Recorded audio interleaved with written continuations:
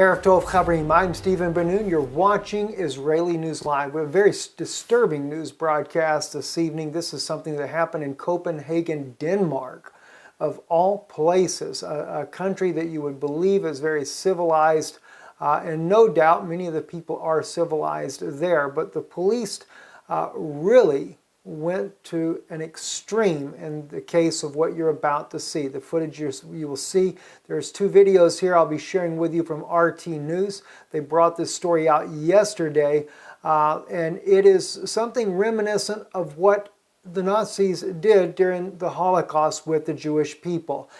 This is supposedly being done on a cannabis raid that's being done in this little community right here, but no one there is left untouched practically. From women to bystanders, people that are videoing what's going on, they're all beaten as the police go by.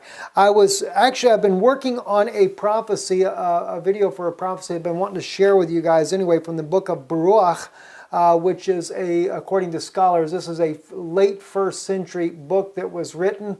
Baruch was, they liken him to, similar to that of the prophet Jeremiah. But anyway, he wrote about things. This is in the Syrian Gospel is where this book can be found. And it states here in chapter 70, verse 6, "And when those things which were predicted have come to pass, confusion will fall upon all men. Some of them will fall in battle, some of them will die in torment and pain, and some of them will be destroyed by their own people." Take a look at what's happening right here. This is, you got some sound, I don't have it up too loud. These are unmarked plainclothes officers here in black only, pushing the people back. Then he just takes this lady here, starts pushing her around. These are just seem to be innocent bystanders. It doesn't matter who it is. And it's fixing to get ugly here in just a moment. That's why I want to warn those watching. It's going to get ugly. If they're filming it, they're after those that are filming it.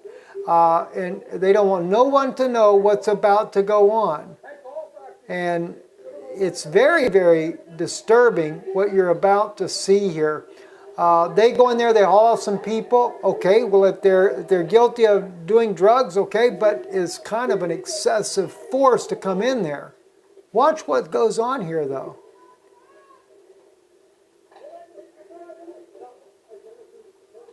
Now they're going to all go storming in there. Now I don't know what's written in German here.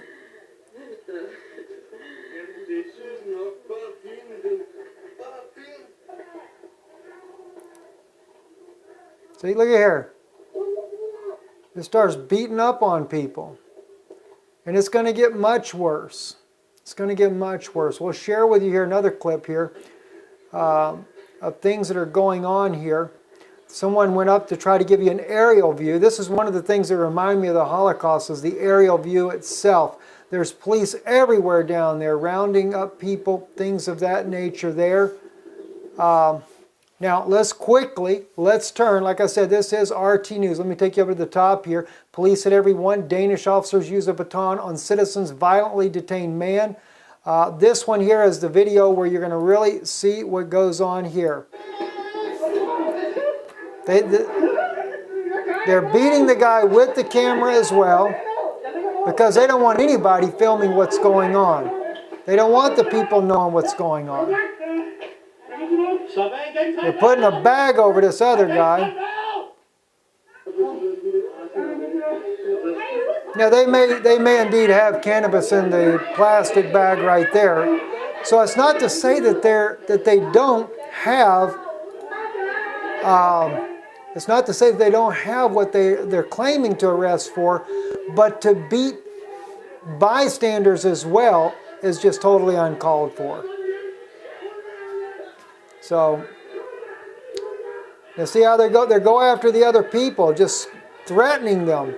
And at one point, they're going to pull the man from the wheelchair as well. It's hard to see it. RT is speaking about it in their broadcast there. There he is. See, that's the guy right there. They've snatched him up from his wheelchair. I mean, this is just nuts. So,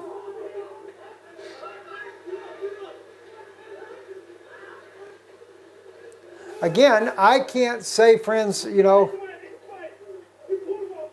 exactly what the problem is going on in here. Is it a bad part of town where they have to deal with a lot of issues?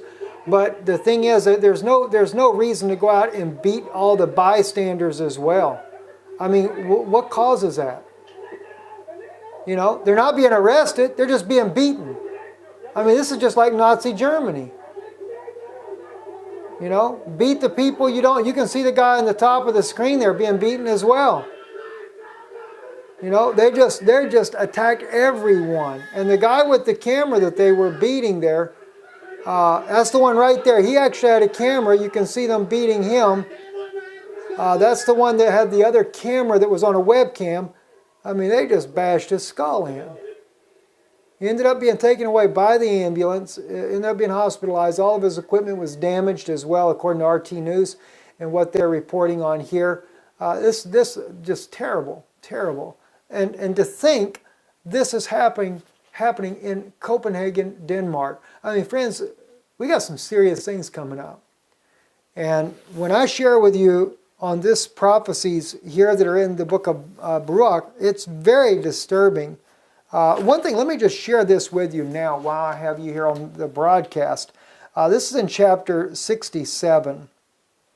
And anybody that ever thinks that Babylon doesn't refer to Rome, Baruch clears that up. I can see why the Vatican did not want this as part of the canon of Scripture. In chapter 67, verse 1, "In the 11th black waters which you have seen is the calamity which is now befalling Zion." That's 70 AD. "Do you think that there is no anguish in the angels in the presence of the Mighty One because Zion was delivered up in such a way, or that the Gentiles boast in their hearts and amass before their idols?" That speaks volumes right there. After they've destroyed the temple, now the Gentiles are amassed before their idols. Remember all the idols and the statues they had in Rome to begin with, in ancient Rome?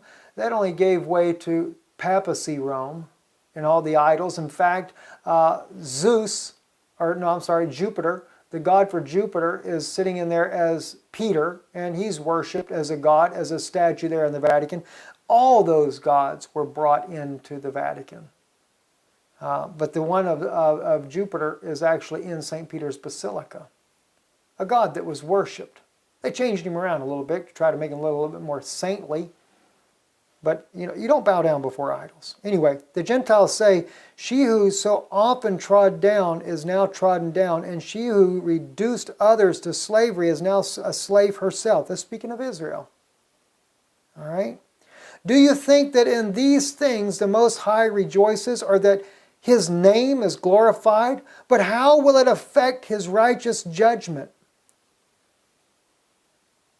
There's a lot of prophecies. Remember, we've read many of them in the book of Obadiah, etc., that speaks about the judgment of Esau. All right? Watch what it says. "Because Zion is delivered up and Jerusalem has been laid waste, idols prosper in the cities of the Gentiles, and the cloud of smoke from the incense of the righteous, which the command is now extinguished in Zion."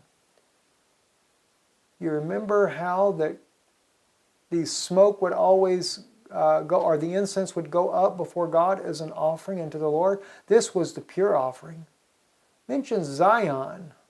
"Because Zion is delivered up, Jerusalem has been laid waste, idols prosper in the cities of the Gentiles, and the cloud of smoke from the incense of the righteous, which the commandment is now extinguished in Zion. In every place and surrounding Zion, there is no smoke in it.